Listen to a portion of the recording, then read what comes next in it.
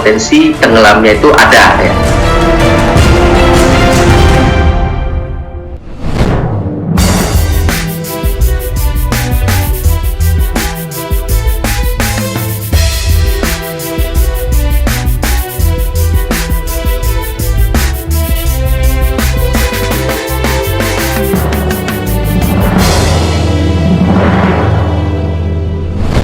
Presiden Amerika Serikat Joe Biden mengatakan bahwa Jakarta akan tenggelam dalam 10 tahun mendatang atau tepatnya 2030 karena perubahan iklim global hingga mengakibatkan penurunan permukaan tanah.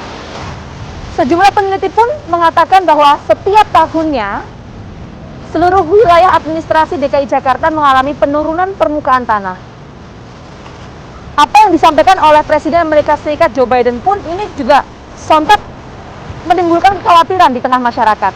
Pertanyaannya, apakah kemudian yang disampaikan oleh Presiden Amerika Serikat Joe Biden ini hanya merupakan warning atau peringatan, atau ini merupakan ancaman yang nyata? Bagaimana kondisinya saat ini? Kita akan temukan faktanya bersama saya, Gina.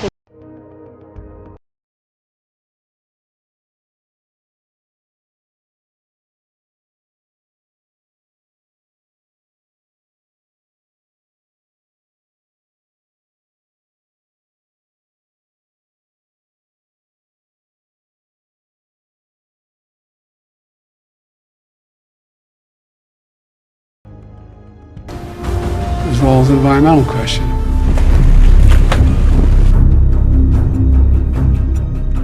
Proyeksi potensi tenggelamnya Jakarta pada tahun 2030 makin banyak disampaikan oleh sejumlah pihak. Faktor utama ancaman tenggelamnya Jakarta mungkin bisa dikaitkan dengan adanya pemanasan global atau global warming. Tak hanya Joe Biden, lembaga non-profit independen yang fokus pada isu perubahan iklim, Climate Central, membuat peta proyeksi wilayah DKI Jakarta yang tenggelam pada tahun 2030. Dalam peta ini, tampak sejumlah wilayah Jakarta ditandai dengan warna merah yang artinya adalah kawasan itu tenggelam pada tahun 2030. Jika kita berkaca pada peta yang dirilis Climate Central, nampaknya proses air laut masuk ke daratan sudah tampak di tempat saya berada saat ini.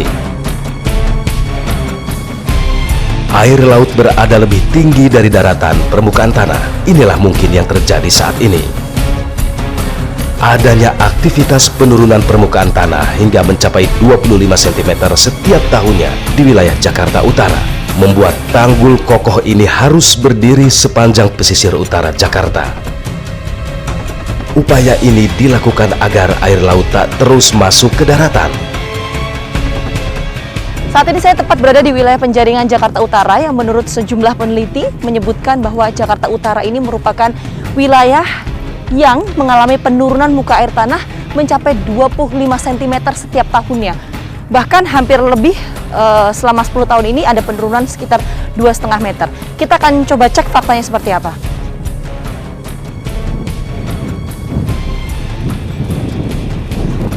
Ini tanggul, jadi saya akan mencoba naik karena informasinya di balik tanggul ini ada sebuah masjid yang kemudian terendam rob banjir selama hampir 20 tahun, pemirsa. Ini akses satu-satunya, kalau bisa dibilang cukup rapuh tangganya. Saya akan coba naik.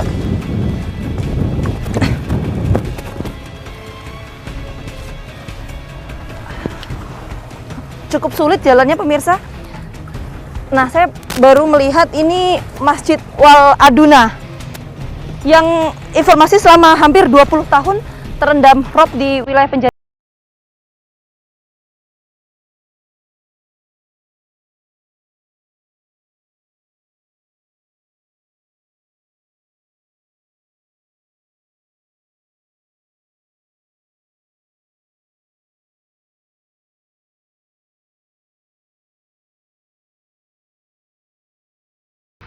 Musola ini berada di kawasan Muara Baru, Penjaringan, Jakarta Utara. Lokasinya ada di balik tanggul besar yang berdiri di lahan pelabuhan Sunda Kelapa. Warga sekitar menyebut lokasi ini sebagai Gang Gudang Koja. Tahun 1996, musola ini diresmikan. Namun di tahun 2021, kini hanya rangka kayu yang tertinggal.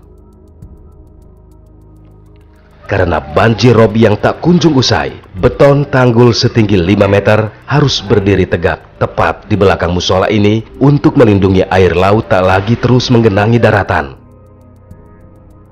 Banjir rob dan jebolnya tanggul membuat musola Wal Aduna harus bernasib seperti ini. Kita akan coba lihat dan menelusuri bagaimana kondisi Masjid Wal Aduna yang sudah terendam air laut selama 20 tahun, karena ini masjid memang dibangun sejak pada tahun 1996, kemudian tergenang air laut sejak pada tahun 2000-an. Tingginya permukaan air laut harus membuat kami berhati-hati melintasi setiap sisi musola ini. Separuh dinding musola berkelir putih sudah mengelupas. Lumut-lumut pun tumbuh subur di dinding-dinding musola ini. Saya akan coba masuk ke bagian dalam masjid. Tempat sholat cukup luas karena wilayahnya atau luasannya di sini. Saat kami memasuki musola ini, keramik lantai sudah mengelupas semua. Asbes yang dahulunya sebagai pelindung atap musola, kini hanya menjadi pandangan menembus langit. Jadi tidak hanya masjid ini saja, tapi di sebelah masjid, kanan kiri saya, itu merupakan pemukiman warga. Dan hanya menyisakan satu pemukiman warga, tepatnya ada di sebelah masjid ini. Saya akan coba gambarkan kepada Anda pemirsa. Nah, yang sebelah kiri saya, di bagian sini, ini merupakan perumahan warga. Tidak hanya pemukiman ini saja pemirsa, sebetulnya di jalur tempat saya berdiri saat ini merupakan pemukiman warga dulunya. Tapi yang tersisa hanya satu rumah warga, tersisakan puing-puing bangunan saja. Dan ada juga bangunan yang masih utuh. Dan hanya coretan-coretan dinding yang ramai menghiasi musola ini. Musola ini dulunya digunakan oleh para pekerja pelabuhan untuk beribadah. Namun semenjak aktivitas pelabuhan dipindahkan, musola ini pun tak lagi berfungsi. Kini, musola Wal Aduna mungkin bisa dijadikan saksi bisu atas terus menurunnya permukaan tanah yang terjadi di Jakarta Utara. Siapa sangka tempat musola ini berdiri merupakan tempat permukiman warga. Halo, selamat siang. Boleh ngobrol sebentar, Mas?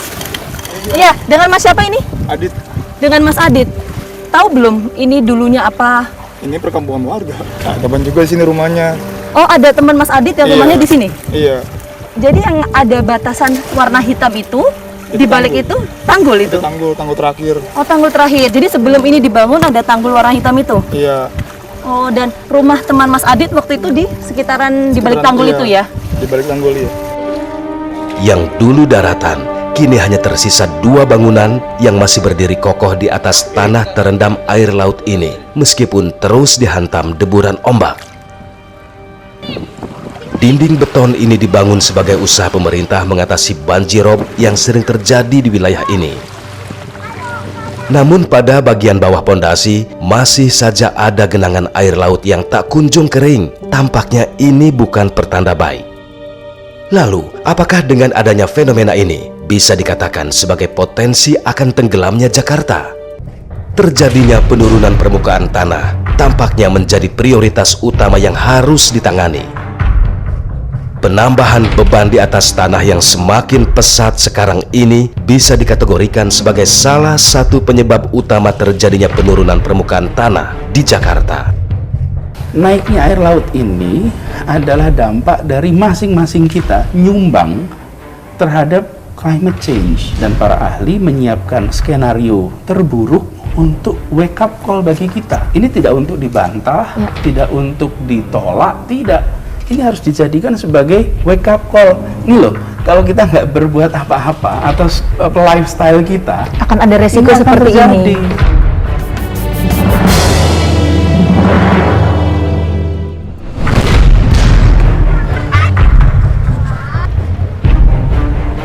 Posisi lebih tinggi air laut dibandingkan dengan daratan tampaknya kami temui di wilayah kawasan padat penduduk Penjaringan, Jakarta Utara. Beton tinggi ini merupakan penyangga agar air laut tidak masuk ke kawasan penduduk yang posisinya lebih rendah dari laut. Ya, saat ini saya akan langsung memantau bagaimana kondisi pemukiman padat penduduk, tepatnya di wilayah Penjaringan, Jakarta Utara. Karena kalau kita melihat kontur tanah di sini, kondisi pemukiman warga ini lokasinya lebih rendah dibandingkan dengan jalan utama dan juga laut. Kita akan coba cek kondisinya seperti apa. Gang sempit dan permukaan jalan yang selalu basah merupakan ciri khas kawasan yang berada bersebelahan dengan tanggul beton besar penahan air laut. Konon di daerah inilah banyak rumah penduduk yang rumahnya sudah beberapa kali mengalami penggurukan guna menyamaratakan dengan posisi jalan. Namun, usaha warga untuk meninggikan lantai rumahnya tampaknya tak membuat rumah mereka berada lebih tinggi dari permukaan air laut. Meski begitu, warga tampaknya bersyukur karena adanya penyangga beton setinggi 5 meter membuat mereka dapat tidur pulas dan tidak takut akan datangnya banjir air laut. Dengan wawancara dengan salah seorang warga di sini. Ibu, Assalamualaikum. Ibu, saya Vita dari program Fakta TV One. Boleh ngobrol sebentar, Ibu?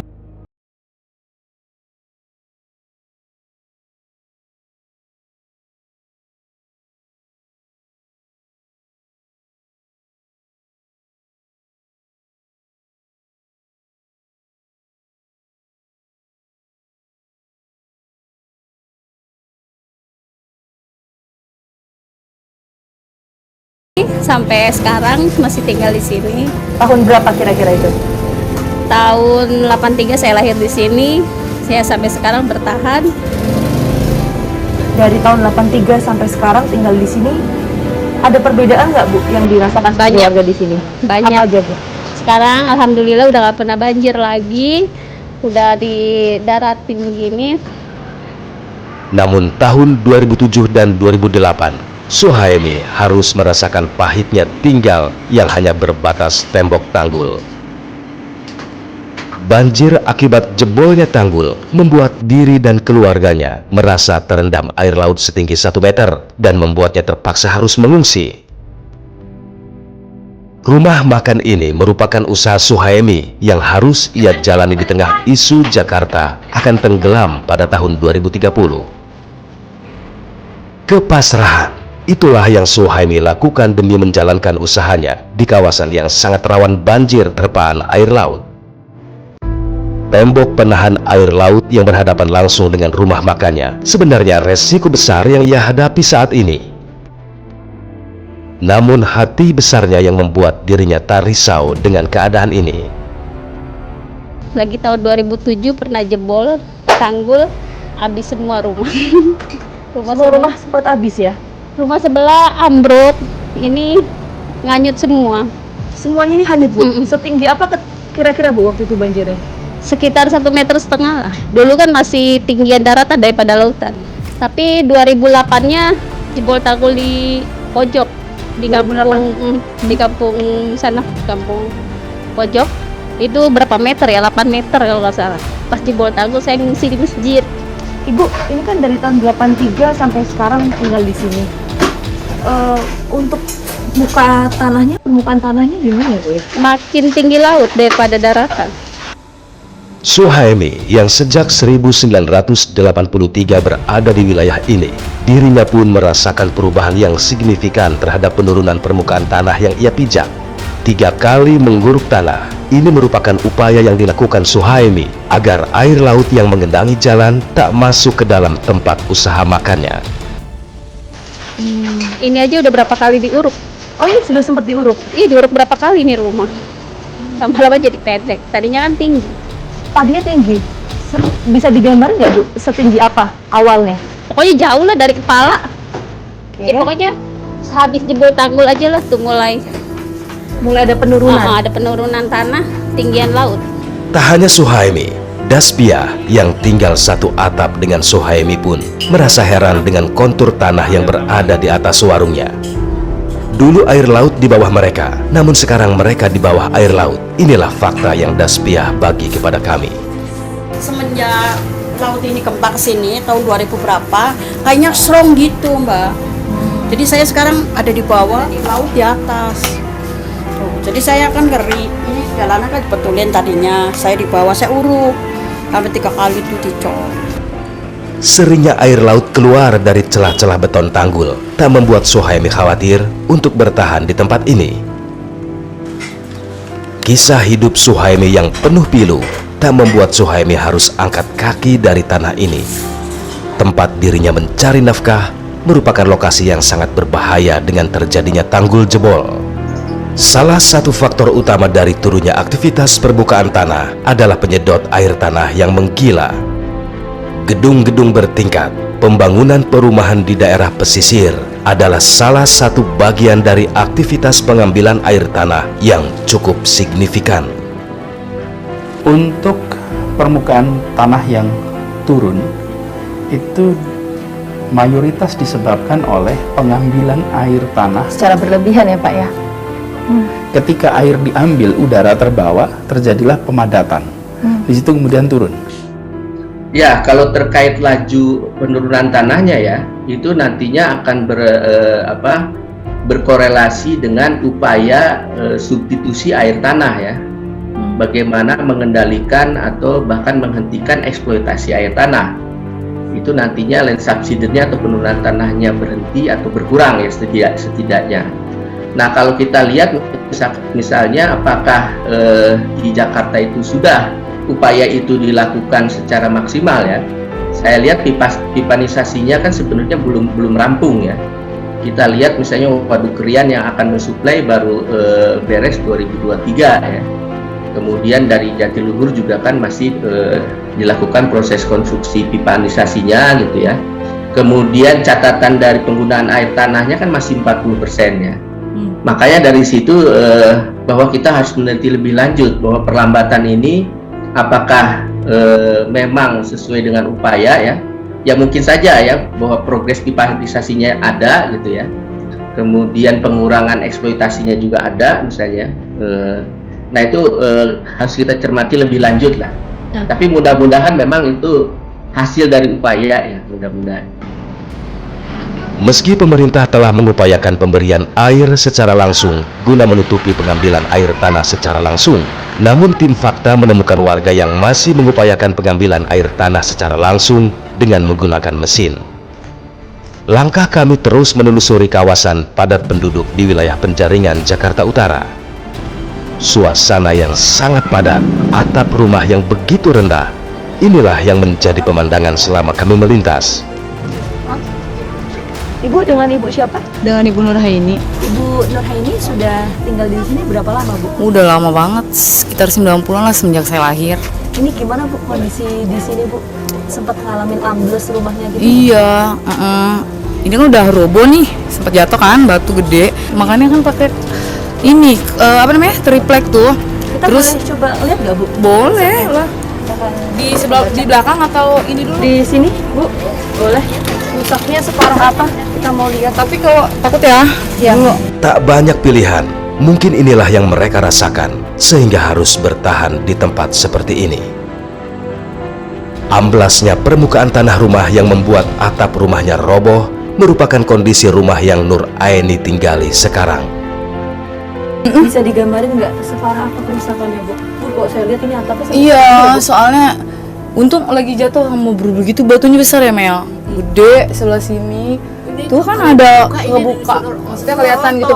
Takutnya kalau misalnya dibuka saya takut. Ini aja kan udah retak no. Cerita soal menguruk tanah agar sejajar dengan jalan tampaknya sudah menjadi keharusan setiap rumah yang berdiri di tanah ini. Peninggian bagian lantai rumah harus mereka lakukan agar terhindar jikalau air laut datang secara tiba-tiba. Segala cara mereka lakukan agar air laut tak masuk mendiami rumahnya. Nur Aini harus rela meninggikan lantai rumahnya hingga kepalanya menjangkau langit-langit rumahnya. Kalau dulu segini nih. Berarti masih ada celah segini ya pemirsa ya. Oke, berarti segini. Kemudian di tahun 2012 segini. Terus sekarang ya segini. Bu, untuk kebutuhan air bersih selama ini gimana? Dari beli kita kan di sini, iya di sini ada penampungan air ledengnya kan. Nggak pakai pam memangnya? Enggak, ini yang pakai pam air sumur doang, sumur bor gitu. Nih kayak mama, kayak gini, kayak kita gini maksudnya. Banyak loh Kak yang pakai kayak gini. Bagi Anies Baswedan, tinggi air laut merupakan bukan ulah manusia yang hanya mendiami Jakarta, tapi itu merupakan ulah manusia sedunia yang mengakibatkan global warming. Kita ingin tahu gambaran kondisi geologis khususnya di wilayah DKI Jakarta saat ini seperti apa, Ya, Pak Anies? jadi gini, kalau air laut itu naik, maka pengendalian peningkatan itu harus sedunia, karena ini efek dari climate change. Ini bukan naiknya permukaan laut itu bukan karena perbuatan kota orang-orang di kota Jakarta, bukan karena perbuatan orang-orang di Pulau Jawa, tapi ini karena perbuatan umat manusia sedunia yang telah mengakibatkan perubahan iklim secara global.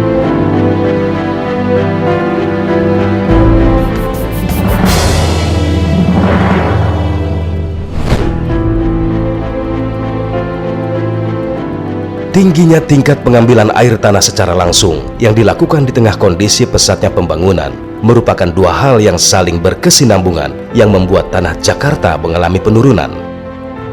Masyarakat yang berada di wilayah padat penduduk penjaringan Jakarta Utara tampaknya tak hanya mempunyai persoalan dengan air laut. Air bersih, persoalan ini tampaknya menjadi bagian terpenting juga di wilayah ini. Peran pemerintah yang memberikan sumber air bersih langsung melalui mobil tangki merupakan harapan yang cukup baik bagi kelangsungan hidup mereka. Namun di sisi lain, tampaknya mobil tangki ini tidak memberikan dampak secara signifikan karena mereka pun harus mengeluarkan koceknya untuk mendapatkan air bersih. Nggak ada yang masyarakat yang bisa hidup tanpa air. Jadi kalau tidak ada penggantinya, ya air tanahnya tetap diambil. Tapi begitu ada penggantinya, maka dia tidak mengambil air tanah. Konsekuensinya, maka permukaan tanahnya menjadi stabil. Dan para ahli juga mengatakan bahwa persoalan permukaan tanah di Jakarta yang menurun, biasa disebut land subsidence, bisa dibilang Jakarta is on the right track. Tinggal tunggu beberapa tahun lagi, ini akan totally beres.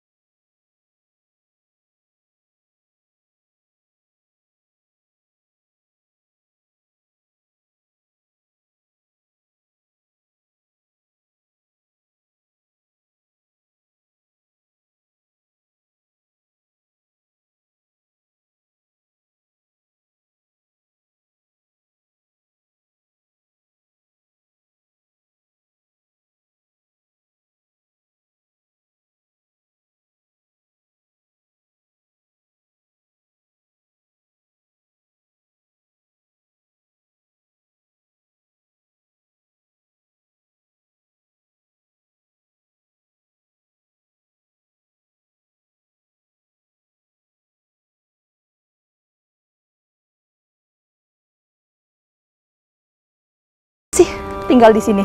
Kita akan coba cek faktanya. Tak ada ruang kosong yang kami pijak. Hampir semua yang awalnya kami lihat kering, sekarang sudah digenangi air laut. Air laut telah masuk.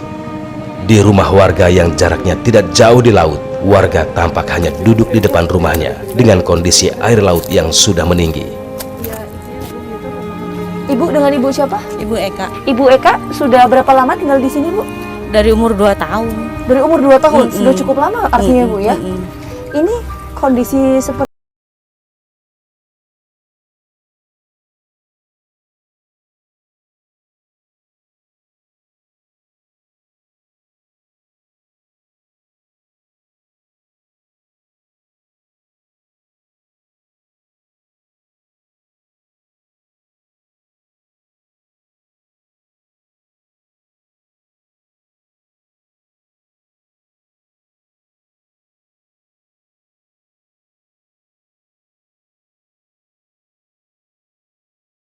Banjir itu sampai masuk ke dalam. Iya. Kondisi ibu dan keluarga gimana waktu itu? Ya biasa aja udah.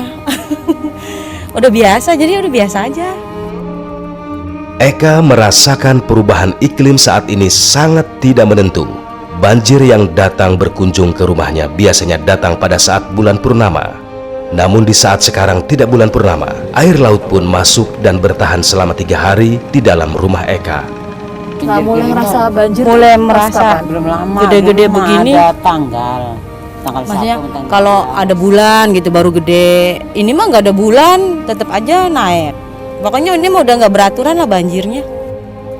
Langkah kami pun semakin berat karena perjalanan di dalam air yang semakin dalam.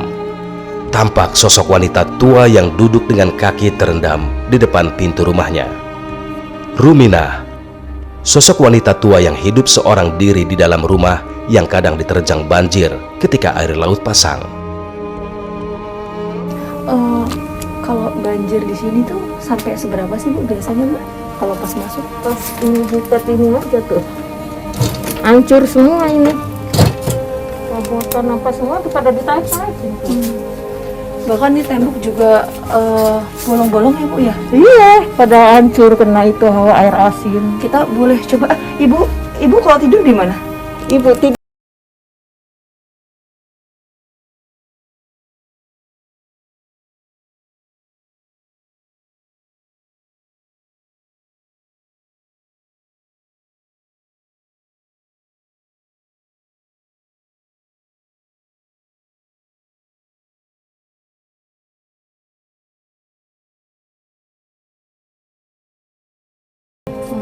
Nama ibunya nggak, aku suka lupa. Dengan hidup seorang diri, kadang Rumina harus berjuang untuk menghindar dari ular-ular yang masuk ke dalam rumahnya kala huniannya ini terendam banjir. Terus saya nggak membayangkan Bu, ketika hujan, terus kemudian bocor sampai ke sini, terus Ibu tidurnya gimana? Ya ibu nggak tidur, duduk aja ngeliatin air. Takut kalau ular kecil banyak pada masuk dari kolong. Ular kecil pada masuk, cuman takutnya ibu ular gede aja gitu. Nggak bisa tidur, takut tiba-tiba ular masuk, takut dililit ibu. Orang sendirian. Tak tahu harus kemana, Rumina harus berjuang dengan kesendiriannya. Bekerja sebagai tukang cuci piring di restoran dengan penghasilan Rp50.000 tidak bisa membuatnya merasa cukup. Ditambah lagi restoran tempat ia bekerja telah tutup. Tampaknya Rumina harus tetap bertahan di tempatnya sekarang ini. Bu, di sini tinggal sendirian? Sendiri. Ibu ikut kerja nyuci piring di restoran, tapi restoran sepi. Kadang digaji seminggu 50, kadang enggak. Orang sepi restorannya sekarang. Ibu kalau misalnya 50.000 baru dapat seminggu, kadang enggak. Terus kalau untuk makan gimana? Kalau makan kan ikut di restoran. Kalau makan mah tiap hari di restoran. Kalau mencukupi kebutuhan sehari-hari? Jauh banget. Enggak ini, makanya ibu suka melihara ayam. Pas banjir aja ayam juga nggak bisa ini. Ruminah mungkin hanya sebagian kecil dari warga yang terdampak kala air laut pasang. Tim Fakta mencoba menelusuri rumah-rumah yang berada di dalam gang. Akan coba menelusuri titik lain di Kampung Baru Dadap. Apakah kemudian kondisinya sama dengan yang seperti tadi saya temui? Saya akan coba temukan faktanya. Benar saja, kami menemui rumah warga yang berada di dalam gang sempit ini telah digenangi air laut. Jalur kanan dan juga kiri ini sudah tergenang air. Saya akan coba menuju ke sana, pemirsa. Ini ketinggian sudah mencapai 20 cm. Derasnya air laut yang memasuki jalan ini terlihat jelas ketika kami semakin berat melangkah di lorong padat penduduk ini. Tak banyak berbeda dengan kondisi sebelumnya yang kami temukan. Kebanyakan dari rumah yang kami temui, hampir semuanya telah meninggikan lantai rumahnya. Dari beberapa rumah yang ada di sini ada salah satu yang menarik perhatian saya, pemirsa. Rumah ini, kalau Anda lihat, tingginya berbeda dibandingkan dengan rumah yang lainnya. Ini lebih rendah. Kita akan coba tanyakan kepada pemilik rumah. Hanya dengan mengeruk lantai rumahnya, Eci dapat terhindar dari masuknya air laut. Biasanya udah nabang ya? Ini saya mau masuk dan keluar nih aja harus ini ya Bu ya? Iya. Apa? Runduk ya? Iya.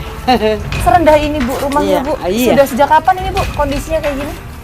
Lama udah. Udah dari lama? Iya. Udah sejak Ini kan kapan? tadinya tadinya dalam, jadi ini diuruk. Tadinya kan air masuk di dalam. Jadi diuruk, jadinya ini rendah ke atasnya. Kalau dulu setinggi apa sih Bu gambarannya Bu? Tinggi dulu mah. Seberapa kalau dibandingkan sama ini gimana? Aduh, dulu mah tinggi. Orang saya dua kali nguruk ini. Itu 3 tahun yang lalu.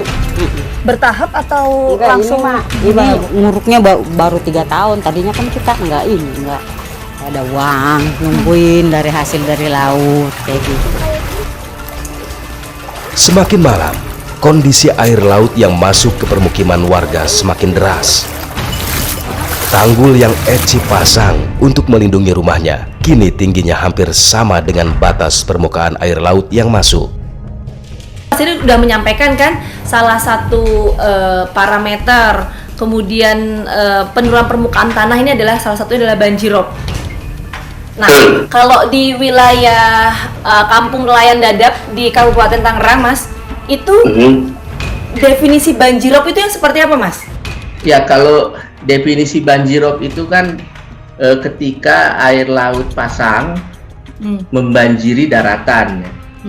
Kalau bahasa aslinya itu coastal inundation ya. Jadi genangan akibat air laut pasang. Nah, kalau dulu itu ketika pasang daratannya baik-baik saja karena daratannya tidak mengalami penurunan tanah. Nah, kalau sekarang pasang sedikit karena tanahnya turun akhirnya terjadi banjirop. Ya, jadi kalau kita bicara fakta banjiropnya sudah ada, ya berarti potensi tenggelamnya ada gitu ya.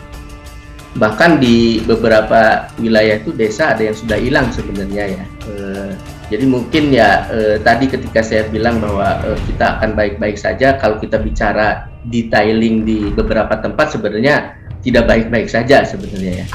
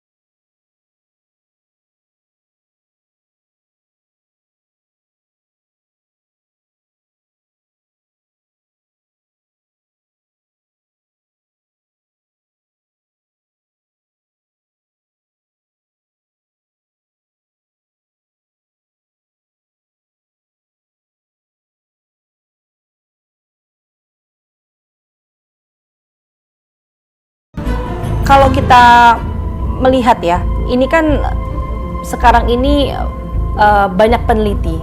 Tapi kalau kemudian kajian dari Mas Heri ini seperti apa, Mas? Apakah memang Jakarta saja yang berpotensi untuk tenggelam atau seperti apa, Mas, kajiannya? Ya, jadi kalau dari hasil kajian kita ya Jakarta ada potensi ya. Tetapi kalau 10 tahun lagi sebenarnya masih relatif aman lah ya. Tapi kalau kita bicara 2050 potensinya akan lebih besar.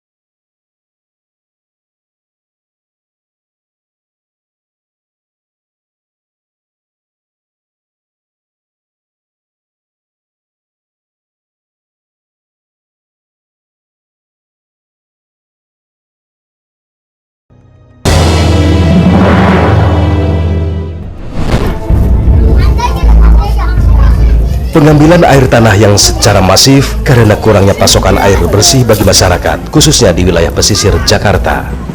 Pemerintah terus mengupayakan agar masyarakat tak lagi menguras air tanah untuk kebutuhan sehari-harinya yang membuat permukaan tanah terus menurun setiap tahunnya.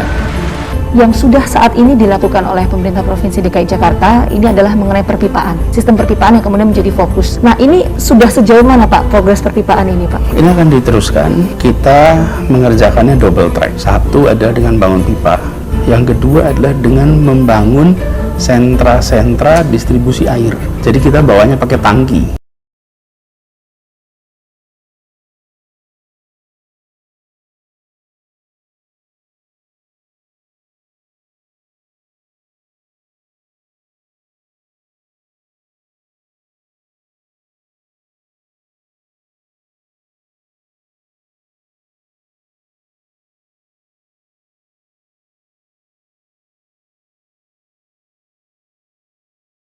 Proyeksi jika Jakarta yang juga ibu kota Republik Indonesia akan tenggelam pada tahun 2030. Membereskan naiknya permukaan air laut bukan hanya seperti kami bangun tanggul, itu kan temporer, tapi climate change-nya harus kita beresin. Itu sebabnya kenapa Jakarta mendorong transportasi umum, membangun bis listrik, kemudian membangun jalur sepeda. Tujuannya untuk kita mengubah perilaku kita agar lebih ramah lingkungan.